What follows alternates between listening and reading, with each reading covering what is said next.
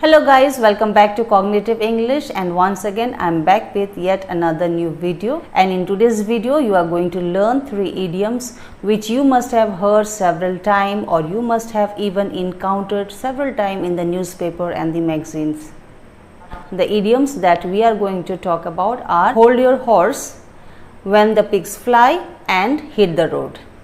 We are going to discuss this idiom in detail, like its meaning and how it can be used in our conversation, so that by the end of the video you will be able to understand it and able to apply it in your day-to-day life. If you are new to my channel, please go to my channel playlist and watch the other videos. I'm sure it's gonna help you. I have even given the link in the description box. As requested, I will explain the idiom both in Hindi as well as in English, so that you will be able to understand it in a better way. So I'll request you not to skip the video, because then you will have incomplete knowledge, and moreover you will skip very important points. So do watch the video till the end, and in the end, if you will like the video, do give me a thumbs up. That will give me a motivation. So without wasting time, let's start the video. So the first one is hold your horse. So when you say hold your horse to someone, it means you are asking that person to wait for a moment or to slow down. जब आप किसी को hold your horse कहते हैं, तो इसका मतलब होता है कि आप उनसे कह रहे हो कि आप ज़रा रुक जाओ या फिर थोड़ा आराम से बोलो, ठीक है, यानी स्लो डाउन हो जाओ. मान लीजिए आपका कोई दोस्त है और वो बहुत जल्दी जल्दी में आपको कुछ बताना चाह रहा है या फिर बता रहा है, तो आप क्या कहेंगे? आप कहेंगे ना, रुक जाओ आराम से और मुझे शुरू से बताओ कि हुआ क्या था. तो इसको आप इंग्लिश में कैसे कहेंगे? आप कहेंगे, okay, just hold your horse and tell me from the beginning what happened. ठीक है, जो सरप्राइज़ हमने प्लान किया है उसके बारे में बिल्कुल किसी को मत बताना, वरना सब कुछ बेकार हो जाएगा. How you will say in English? You will say, don't reveal the surprise that we have plan, okay, just hold your horse or else everything will be ruined. Clear? मैं तो अभी तैयार भी नहीं हुई हूँ, रुक जाओ. How you will say in English? I am not even ready yet, hold your horse. आज मेरे साथ बहुत अच्छा हुआ, रुक जाओ आराम से बताती हूँ.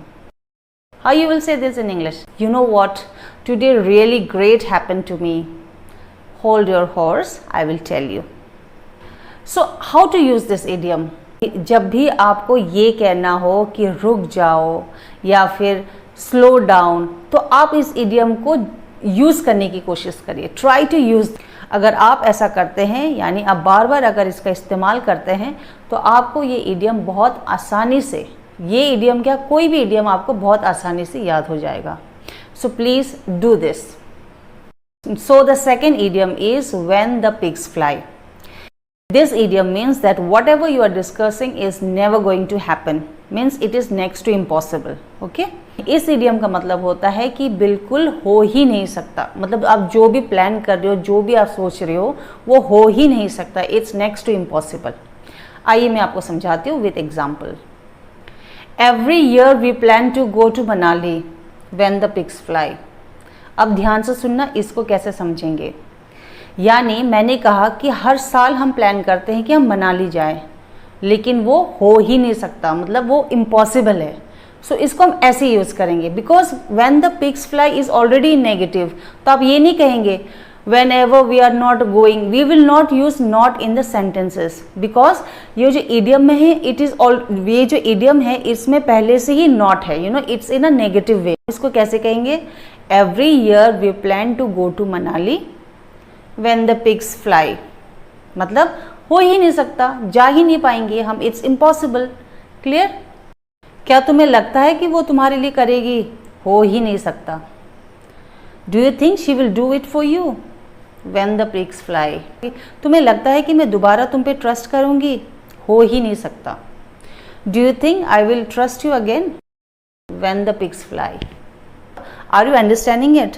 लाइक मैं सेंटेंस बोल रही हूँ और उसके बाद में इडियम बोल रही हूँ. तो जब मैं सेंटेंस बोल रही हूँ, मान लीजिए कि क्या वो मुझे प्यार करेगा, will he love me when the pigs fly, हो ही नहीं सकता. So that way you have to use this idiom. Okay, you have to say the sentence, positive sentence, and then you will use this idiom which is itself is a negative. Let's move on to the third one. The third idiom is to hit the road.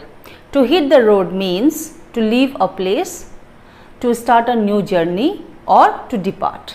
Okay, ये जो idiom है to hit the road, इसका मतलब होता है कि किसी जगह से चले जाना, ठीक है, किसी से बिछड़ना या फिर एक नई जर्नी को स्टार्ट करना. ओके, एग्जाम्पल के साथ आप समझेंगे. We should hit the road before it gets dark, यानी अंधेरा होने से पहले हमें अपना सफ़र स्टार्ट कर लेनी चाहिए. मुझे तुम्हारे साथ और टाइम बिताने का मन तो है, लेकिन मुझे जाना होगा.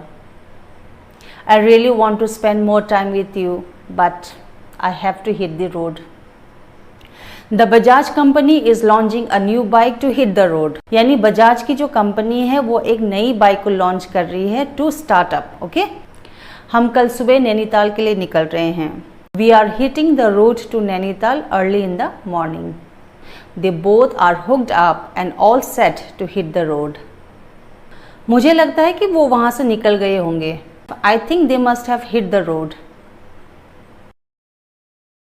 I hope you have understood. आपको समझ में आया या नहीं, please write in the comment section. और अगर आपको वीडियो पसंद आया है तो please like, share, comment and subscribe my channel. Till the next video, stay home, stay safe.